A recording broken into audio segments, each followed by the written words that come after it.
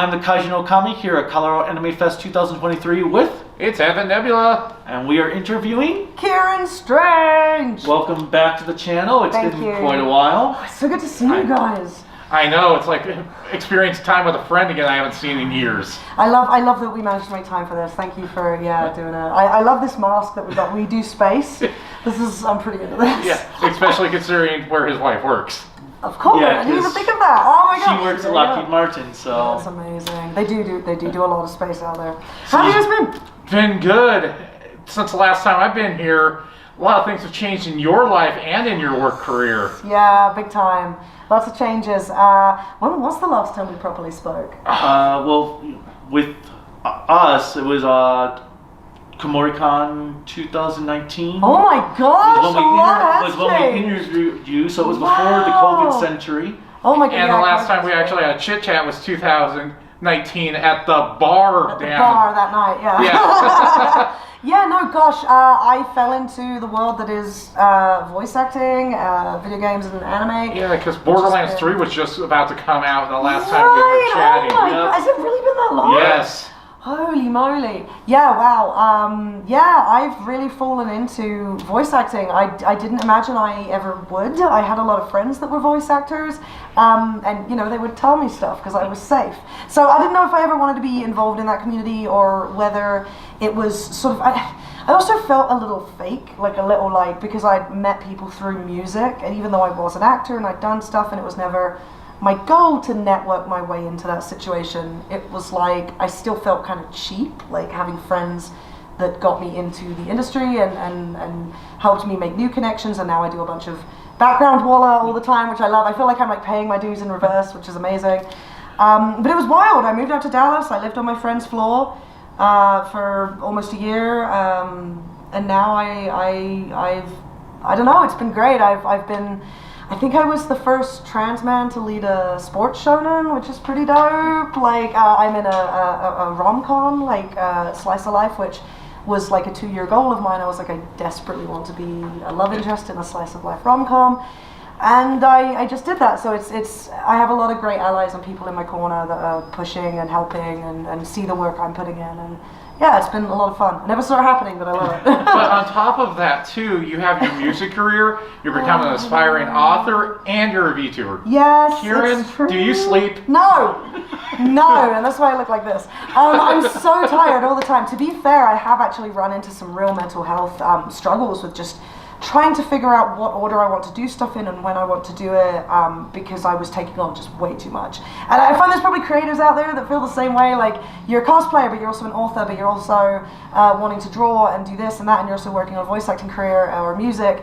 And we stretch ourselves so thin. Like, I love that phrase from Lord of the Rings, I think, like, butter scraped over too much bread. I'm like, I feel that sometimes, you know, like, and it's been wild. I'm enjoying the VTubing. That's sort of the thing I've kicked off with. So. Well, and just from talking to Jonah, just listen to him about how the community is just so open and welcoming to just everybody and anyone who's getting in. It's wild. Like, I didn't expect it. And it's not that, you know, I walked around thinking, VTubers are assholes. But it was like, every time you join a new community or a new niche area within the community, it's always a little bit frightening, and you never really know how they're going to respond, you know, especially if you're trans, especially if you're a voice actor, that you never really know. And so seeing how Alpha, his VTuber, has been received has been beautiful. Like, I love how much love that character gets, but how much love that character puts out into the world. And my character CL actually kind of fits into his little world. He's his band Tech currently, but he's also a big fan of the band. He loves Midnight Howl, and it's kind of nice because Jonah invited me into his world, so I've kind of got this little play space, like this little sandbox that he's created that I get to play in now and create my character. And he's given me control of the British Isles because of my accent, so I'm kind of creating British history. But it's a lot of fun, and it's allowing me to re-explore myself as a musician, because CL, my VTuber, is a musician. He wants to be a musician. He wants to write music, rediscover himself. Our journeys are parallel in a lot of ways. So. It very much sounds like it. He's how I'm dealing with some musical trauma I have. So it's nice to kind of to approach that with myself and be like, who am I as a musician when I'm not trying to be who other people want me to be. Like when other people, and like I have, you know, great band and all that, and they've never pushed me, but there's always producers and other musicians and people in your life that are kind of pushing you a certain way. And so I try to capture some of that in his back lore, which you'll hear about later. But I try to really capture that feeling of like trying to reconnect with who you are as an artist. Like, awesome. And then for your book, Black Tie, yes. tell us about it. So my book it's a work in progress. It was actually something that I'm working on in the background because I've got so much going on. I didn't anticipate voice acting to take off the way it has. I've been very lucky, but I don't have quite as much time to work on it as I'd like.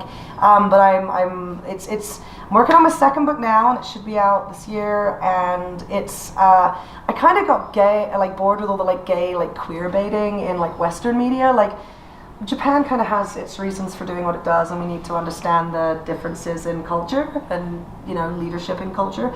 But I feel that over here we have so much Western media where there's just so much, and that's where I use the term queer baiting, because it's like we don't have oppressive governments or people telling us like you're going to lose your time slot if there's like gayness on your Disney Plus show. You're Disney, for crying out loud. You can blank the word Disney if you really want to.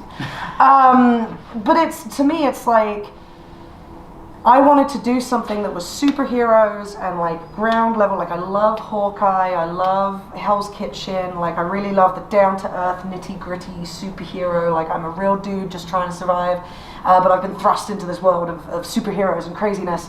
I describe it as like an awkward gay James Bond in like a world of superheroes. And he's just sort of trying to get by, and all of his friends are involved in all this crazy shit. So one of my characters is trans, one of my lead characters, I'm not going to say who, because I like the idea of you getting to know them all first.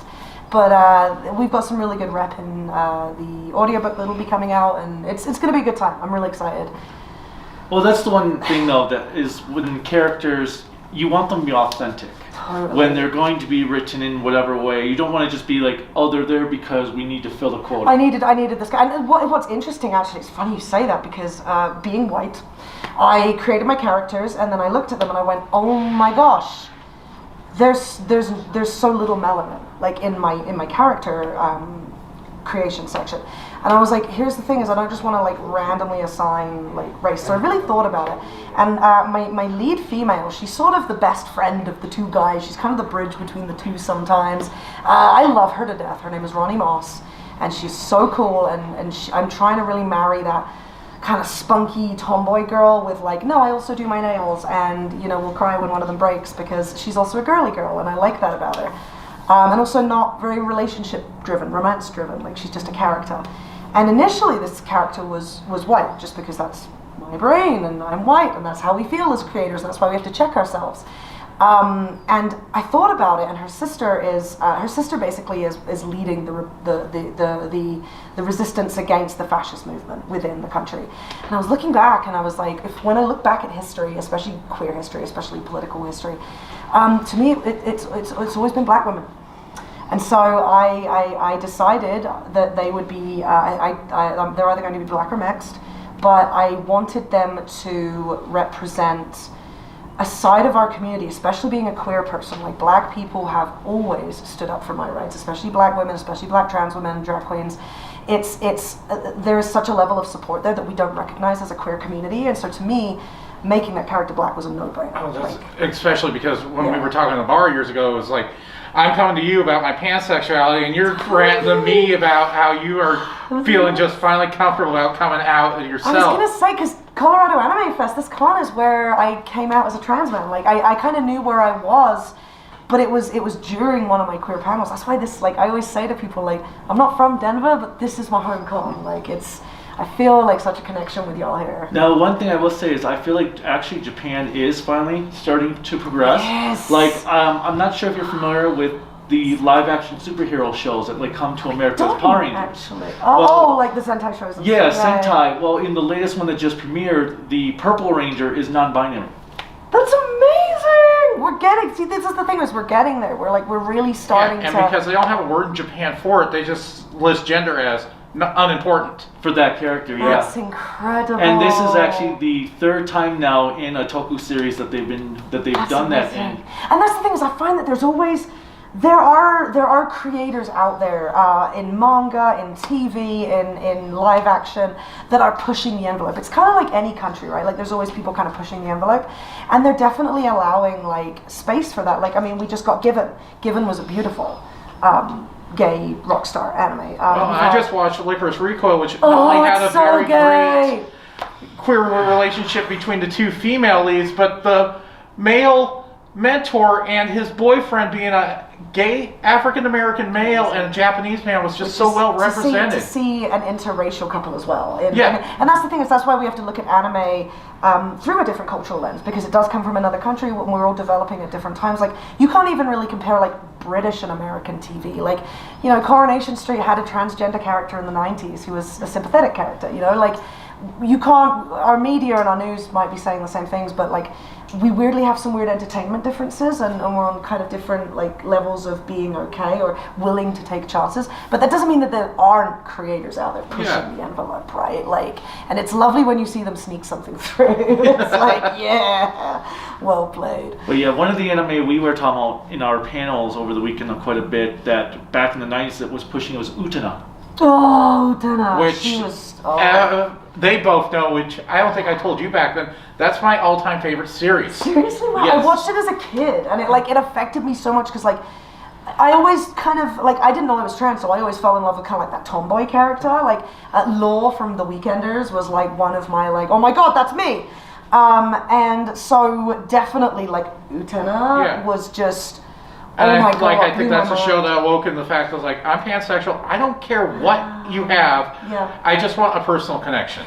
That's totally, and that's such a great way to feel. I mean, but that doesn't mean, you know, like I try also to like not judge other people. Like if you're not okay with a certain genital thing, then that's kind of your preference. But you know, like quite a few of us there's a personal connection that we build on that is more. Yeah. Yeah. It's funny because both of the lead guys in my book are one of them's pan. One of them's bi, but he's demi, so he's a little bit more like he will only fuck you if he's really. And I really wanted to represent that like ace spectrum of like people that need that personal connection, you know, because the ace spectrum, they get left behind a lot. They really do. Yeah.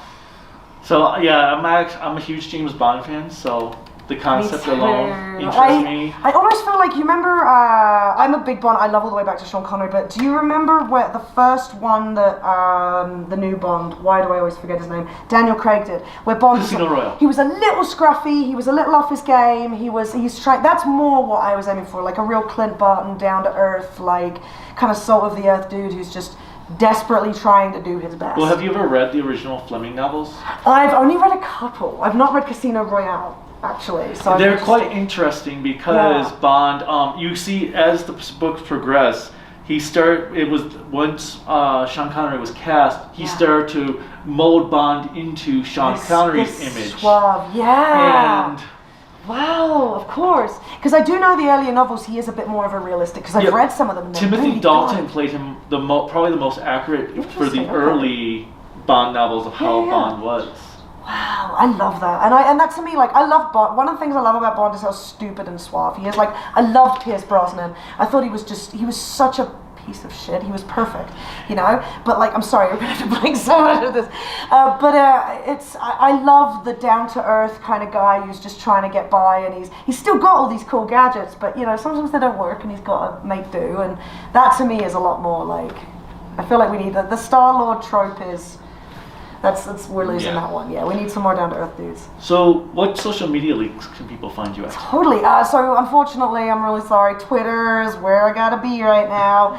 I'm sorry, but yeah, you can still find me at Ciaran Strange on Twitter. But do please come and hang out on Twitch as well. We go live on Sunday afternoons. That's like American time, so usually around 4 Central, and then Tuesday evenings around 8. And it is at Strangebox. Kind of like.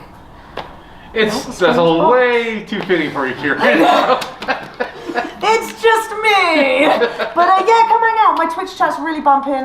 People are really kind. We're building a very powerful little community, very accepting. We have a no bullshit tolerance rule, and come hang with us. We're building up for a proper debut, and there's going to be some lore drops. And if you're the kind of person who likes to take part, and maybe a little like internet geocaching, like come play with us. It'll be fun. We're going to drop some clues.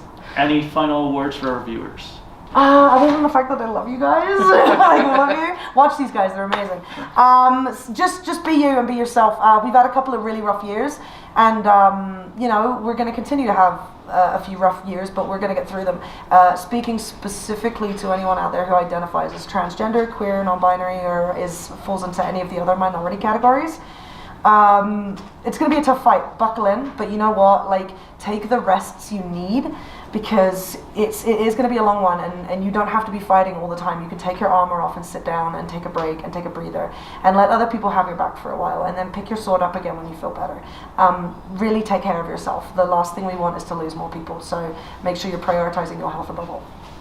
So thank you so much. Of course, so good to see you. Give me a hug. We didn't wear these masks for nothing. Yeah. Until next time, bye.